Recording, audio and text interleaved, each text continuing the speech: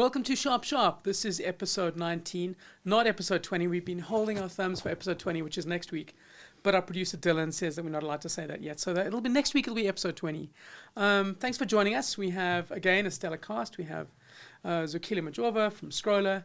We have Patrick Smith from Africa Confidential, which is, I think, a great coup for us. And we have me, the least competent and least smart people of all of the group from the Financial Mail group, actually. Currency is now part of the Financial Mail group.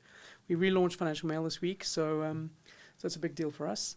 Guys, welcome to Sharp Sharp. There's a lot going on this week, from the immigration crisis over in Spain and Morocco and places like that. And in South Africa, we've got the MK party overhauling itself. But perhaps if we can start off, Zooks, if you don't mind, discussing a party that I thought I would never have to discuss, the Freedom Front Plus. You wrote a compelling column about how the leader of the Freedom Front Plus has done such an amazing job that he's now winning support from all parties. Now, if you think of any party on the right, you would imagine that in a country like South Africa, it's entirely white. But your column argued that this isn't so, that the Freedom Front Plus has now got cross-racial appeal. Is that not putting it too strongly? Rob, it's a column that's been coming for 2 years now. Can you believe it? I was shocked I could write so much about the Freedom Front. But for 2 years, I've been watching them. Just on the eve of the 2024 election, I checked out their rally. Lots of Africans were there. It was packed. It looked very nice. It almost looked like a DA rally. I was quite interested that they're printing the manifesto in African languages. They had a manifesto printed in Braille. Wow, that's amazing. They were the only ones who had that. That's when I started noticing. I was like, things are changing here. Things are changing. The mood on the floor is quite different, and they kept that going. And they were lucky to come through into the GNU, and I think that's where they really are now starting to show what they are capable of. Look, we're a country just looking for anyone who can do the job and is honest enough with the citizens, and that's what we're starting to see. It was fascinating because in the column you make an argument about Pieter Groenewald, the leader of the Freedom Front Plus, about how he's proved to be quite competent in his role as Correctional Services Minister. And you talked about what's happened with the bread scenario. Perhaps you could just run us through what you talked about there. Yeah. Look, this is just across the board. The whole tender system that we keep talking about, that it's just not working. It's just not working. It's working for some. It's for a few, And again, that's the argument around BEE.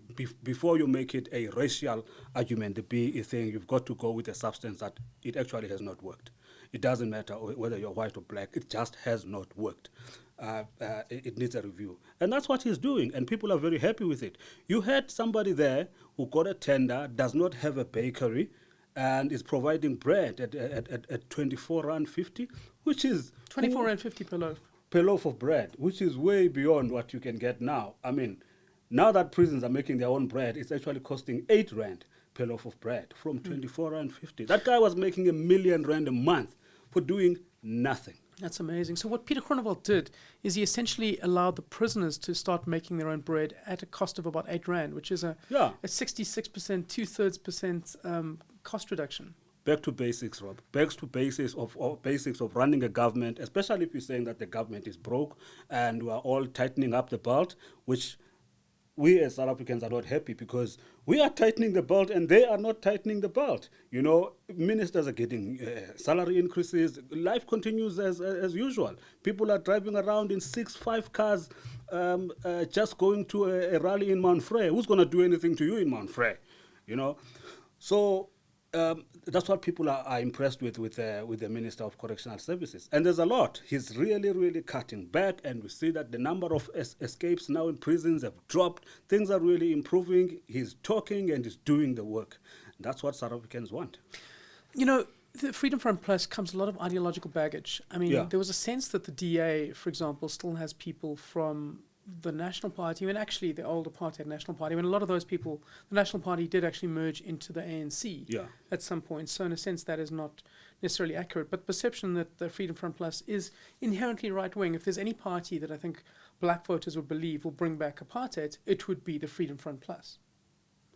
Yeah, Rob, look, if you look at rural provinces in South Africa, and I come from the Eastern Cape, which is broadly rural, and people have worked with the farms there in the Eastern Cape, whether they're around Kokstad, Matatiele, MacG on the other side, and you push all the way to the rest of the province. There's a lot of farming communities there. People have worked in the farms. Those people's experience of what you would call Afrikaans people, those people's relationship with Afrikaans people is quite different from what you get in the urban areas like Joburg. The anger that people have against Afrikaans people and the land and all of that. And I'm not saying that ideologically we are against what the people in the urban areas are saying, but in rural provinces like the Eastern Cape and Limpopo and parts of Mpumalanga, where people have worked in the farms, have interactions with farm owners for almost 100 years, the mood is different. There is a trust that's going on there. Black people are speaking Afrikaans voluntarily on their own. It's no longer a language that is being pressed by the state. So their attitudes towards Afrikaans people is different. You know, I mean, I have massive reservations about the Freedom Front Plus as a party because of its ideology and where it comes from. But I also hear what you said in your last sentence of your column, which was that, and I'll just read it, it said, it tells the people that the ANC, people in the ANC, that the liberation history is losing its power to excuse present failure, and it tells the DA that it does not own the constituency for clean and competent governments. I mean, that is why potentially the DA has won a lot of votes recently, this is what they've marketed themselves as. But if the Freedom Front Plus on the other side can capture that vote and say, look, we can do that just as well. We have the example of the bread scenario in prisons. I mean, that does cause the power of the DA message to lose a bit of its sting. At the end of the day, Rob, when people were going to, when we were looking at the GNU, we were going to see opposition parties, we were going to see what they bring, whoever gets a particular ministry, you would be able to see what it is that party, what it brings. A lot of the opposition parties that have got into the GNU have sort of conformed or defended ANC policies. Some of the compromises that the ANC is making, they sort of accept them, but here's the Freedom Front with one ministry and they are standing out, and that's what people are looking for.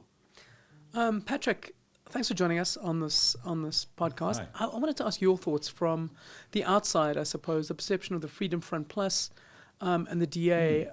Internally, I think that there is a lot of opposition to these parties as essentially the vestiges of the white apartheid state.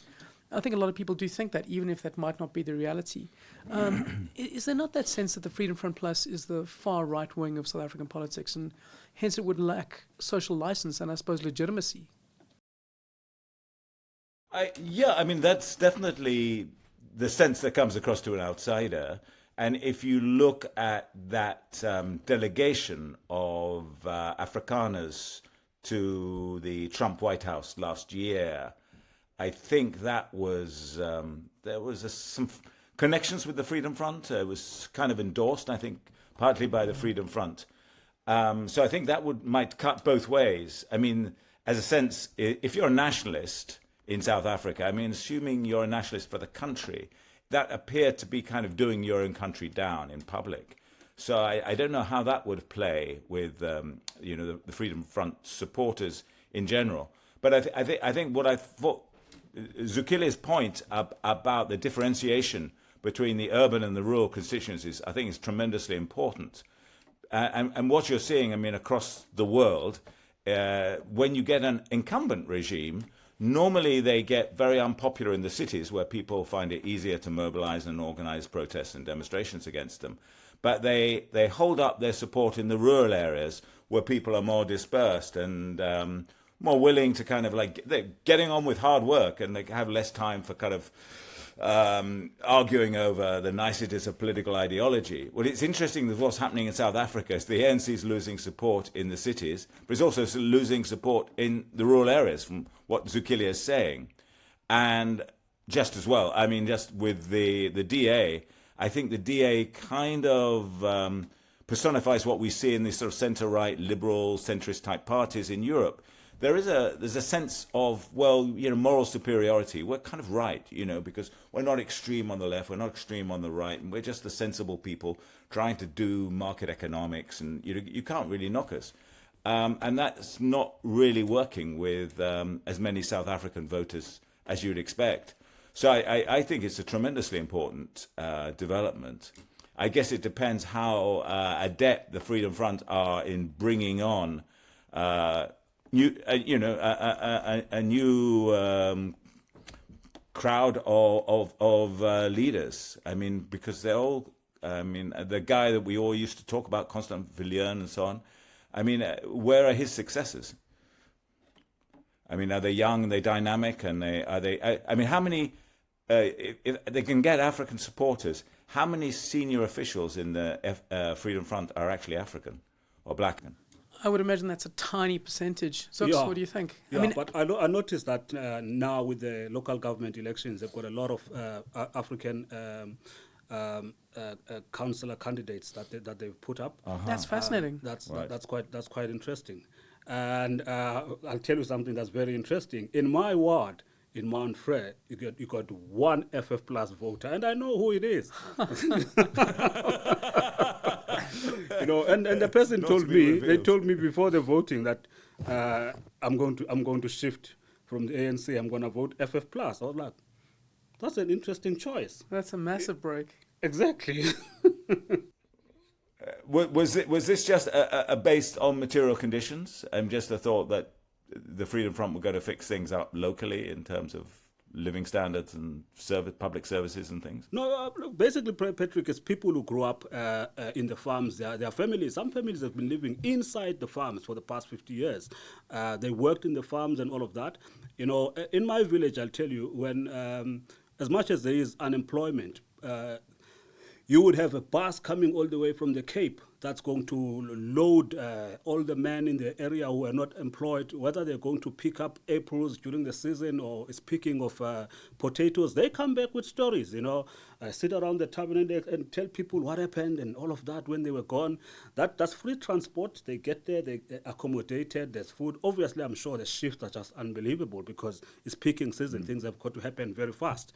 It's a lot of work. But those people, while they are unemployed right through the year, they've got seasonal work. Different season, they get picked up to do something else. So their relationship with farms, it's always going to be different from yours and mine. I mean, Patrick, what you were saying there is that essentially on the right wing, or I suppose on the extremes of both centers of power, you have people who are selling the message that we're getting stuff done and ignore the ideology, we get stuff done. I mean, that's a compelling message, especially in a country where you've had things falling apart because stuff wasn't done.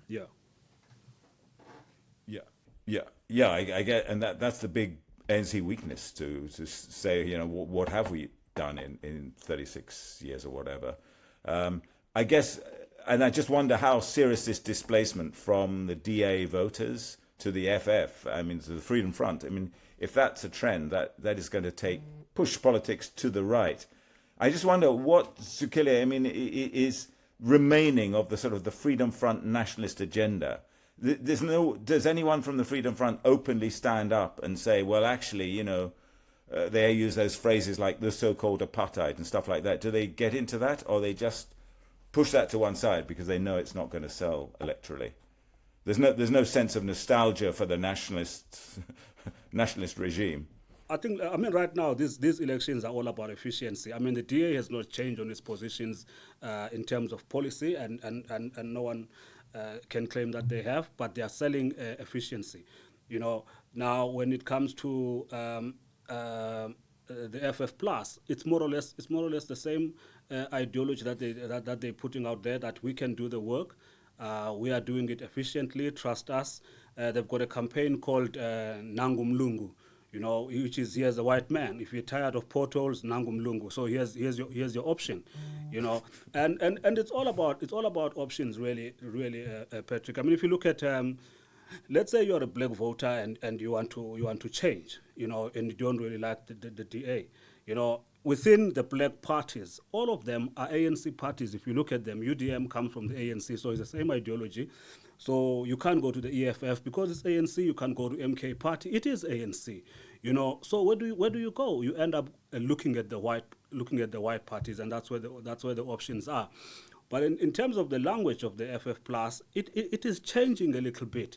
They are going now more for minority groups. That include the colored vote, and you've been seeing that the colored vote now is starting to make changes. It's ready to change, it's starting to leave the DA. They're even going to the Patriotic Alliance, which is becoming a pain on the side of the DA in Western Cape municipalities. Here in Joburg, it's going to be quite a major player. The coloured communities in the south of Durban, and that's a huge constituency, and FF Plus is going for those constituencies as well.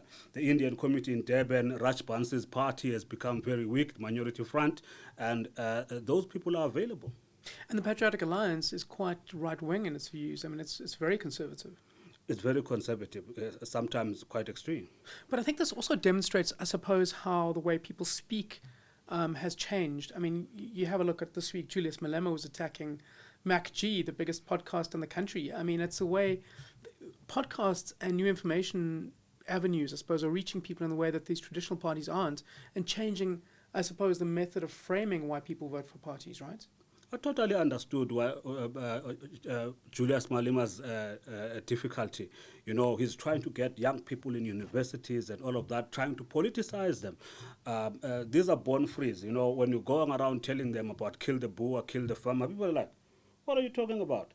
You know, because they went to the same schools. Most of them went to white schools now, the current graduates that you have since 94. They went to white schools, they interact with white people, they live in white suburbs, and you're coming back and you're saying that these guys are the enemies. They don't have that kind of experience, you know. And while you're trying to politicize them, here comes MacG with each podcast getting around 2.5, 3 million views, you know, and telling people a different language. So, as Julius is saying, depoliticizing them, making sex and socializing and partying and all of those things sexy again. But I mean, this is obviously a new point, and you might find it astounding for me to make this point, but it might be that Julius Malema is a hypocrite. I mean, he's been on this podcast before himself, right? Of course.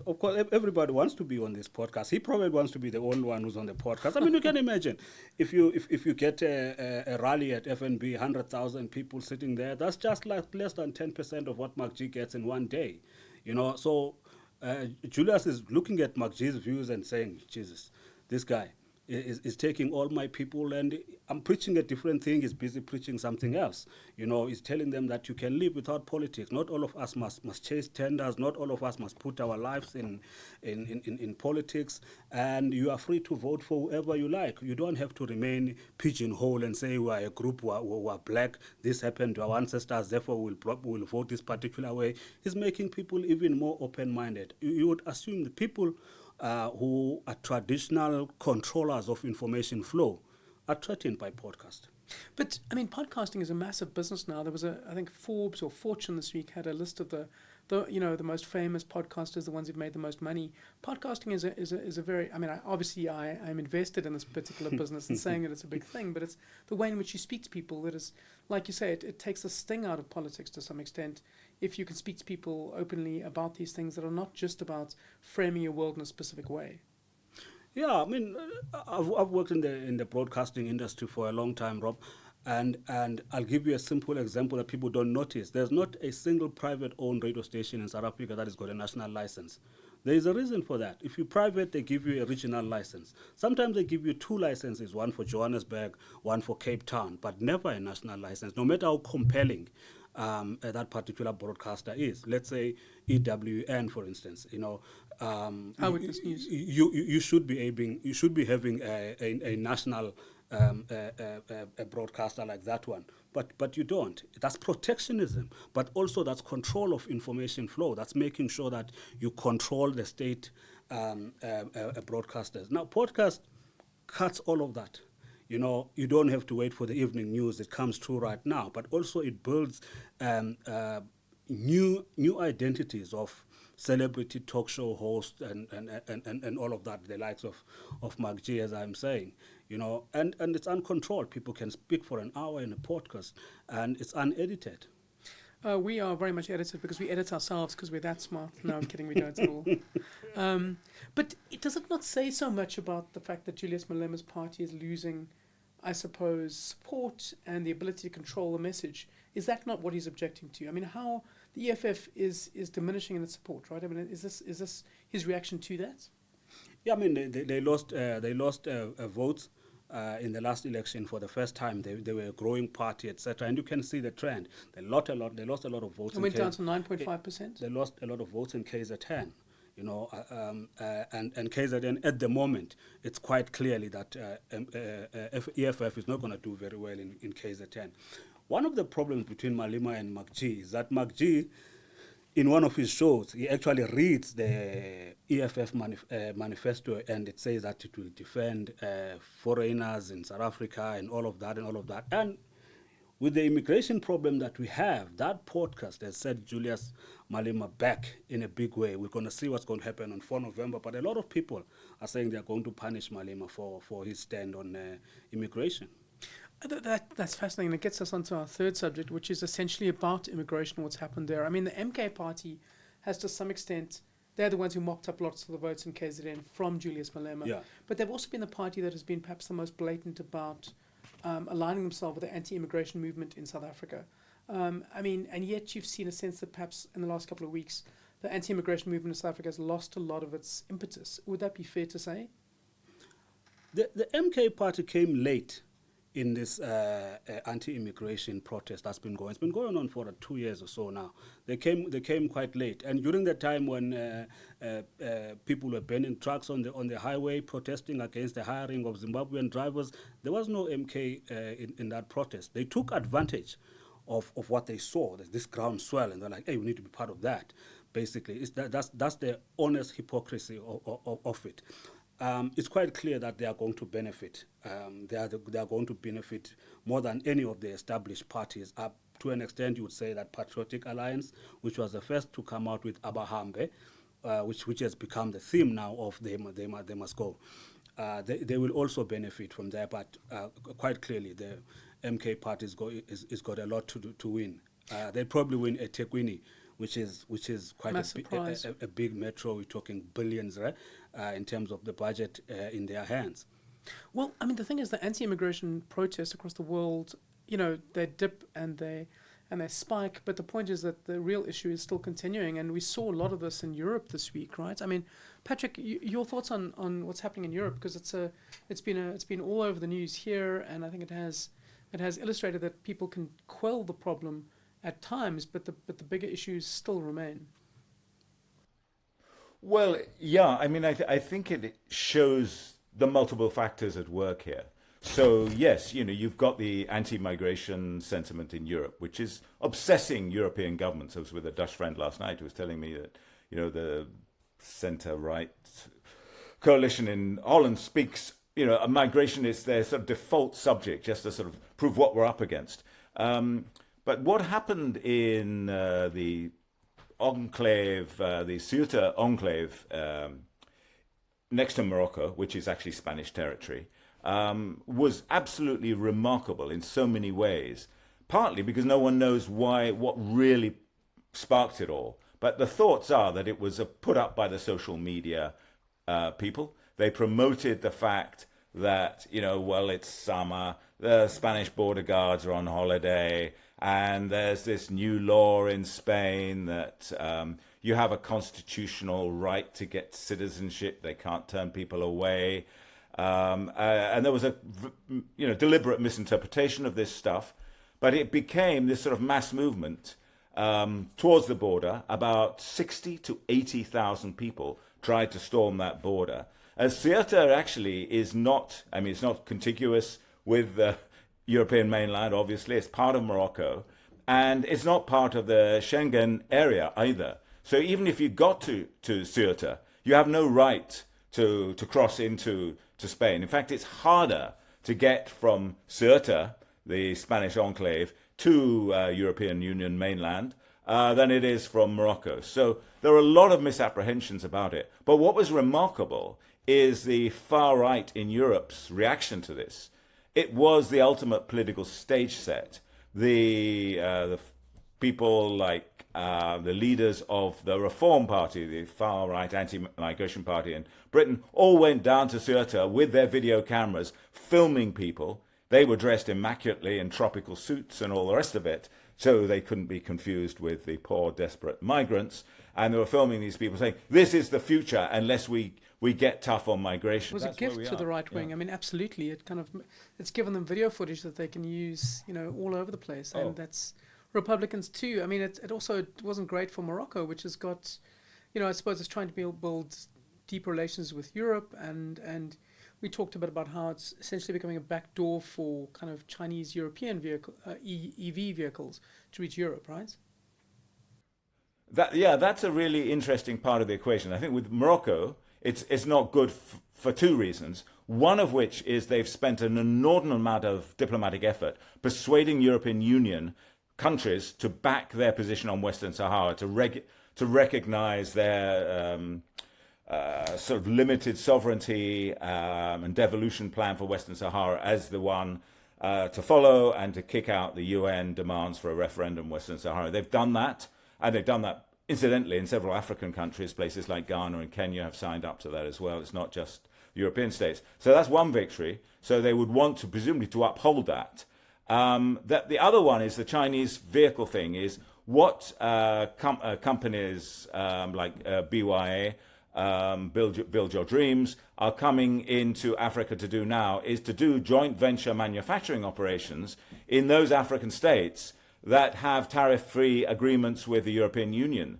So you build your, BYD cars, electric vehicles, which build your dream, and your dream is getting your vehicles tariff-free into European Union when a lot of the components are Chinese-made and all the rest of it. And so that was Morocco's business plan. I think also their plan is to do the same in South Africa, using some of the manufacturing plants in South Africa to do the same, because South Africa has a similar tariff deal with the EU.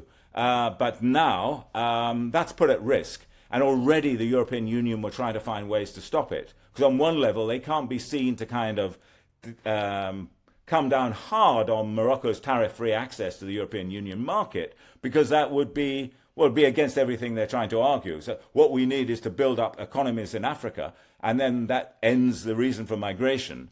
But of course, if you're blocking tariff-free access, you're doing the opposite. So that's a difficult position. And I think Morocco's probably, lost out in this. But it's a bit of a mystery why they did it. I don't believe that it was the Moroccan government that said, hey, let's invade Ceuta, see what happens. But I think there are obviously individual Moroccan cops who were, from testimony from some of the people trying to get into Ceuta, they were actively encouraging them. Yeah, go on, swim down the coast. You'll make it. It's so easy. Spanish on holiday. You'll get in and then, start a new life.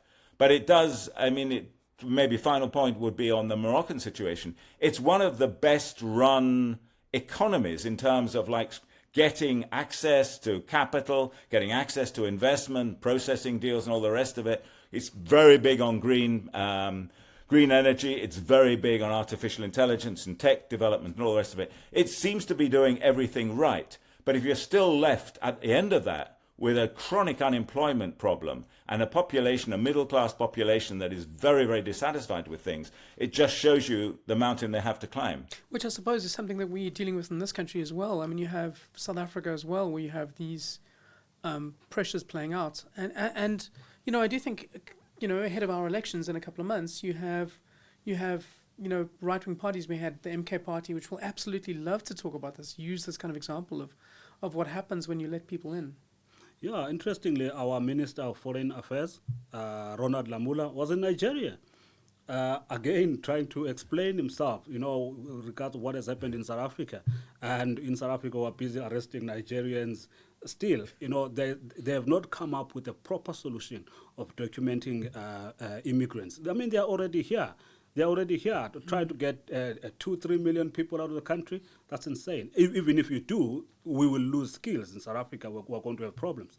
They've got to find some kind of solution to this, and they are not. Right now, they're just doing lip service to it, really.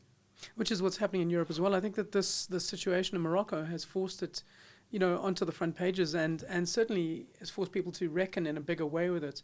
And I suppose those on the left wing or the centrists have to certainly deal with it, as opposed to just mouthing these kind of democratic ideals, which aren't really resonating with a lot of the population. Also, it's a bit of a fact-free environment at the moment. The crossings into Europe. Oh no! Well, actually, no. This is a fact-rich environment, but we are talking about the fact-poor global media system, and crossings into Europe from Africa at the moment, this year so far, are 25% down.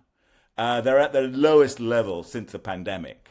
Yes, there was a boom in crossings into Europe 10 years ago, in fact. 2015, 2016, there was a boom. 1 million people came across. And the right have weaponized that, instrumentalized that. And I think to one way where you started this conversation, Rob, was you said, the anti-migration lobby in South Africa is having a rough time because they are confronted, with some quite clever politics. I think Cyril Ramaphosa, the president, seems to be trying to divide and rule the kind of anti-migration people a bit, rather quite smartly. And that's happening a bit actually in Europe, where a new leader like Burnham comes in and all smiles and all the rest of it. But then as soon as Ceuta happens, he says, well, absolutely, we're going to sort of double down. So they get their messaging out. But the reality is that the numbers don't support the anti-migration argument in Europe anyway. The volume of people crossing is much diminished despite that. And that's, partly factors like the Syrian war and other factors. And not to say that, there couldn't be future pressure. But right now, it's diminishing as an issue. But the right wing are using it as their motive. It's kind of, the white Christian nationalist right love it. It's the one thing that can bring us all together, mobilize against the other. And sometimes it's not based on facts. It's not based on the numbers. It's just based on sort of cultural wars. Well, I suppose, the sense of how much that viewpoint has landed in South Africa will be tested at the elections when the MK party stands and we see what actually happens. And you said they'll probably do quite well.